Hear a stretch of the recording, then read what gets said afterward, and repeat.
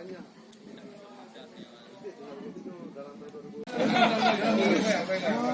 oleh karenanya, negatif Kamnon juga semangat. Semoga dia bisa berlanjut karena apa di Panumbok dia akan cepat tuawai.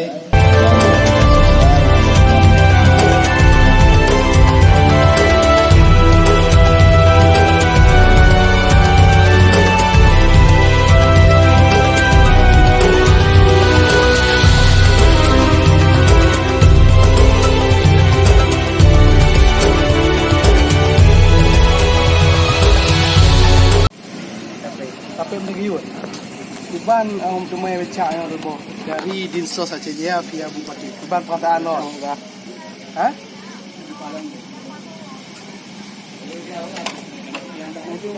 Tanya balik lagi. Senang atau gimana? Nanti tumay apa? Gampang puluh ron. Baba becak. Patinya tempat tu ron. Kalau ada mah patinya usaha kami dia.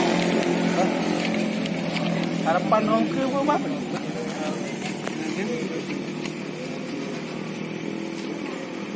Di usaha yang mudah-mudahan yang bermanfaat dan dipakai untuk orang yang mencari semua.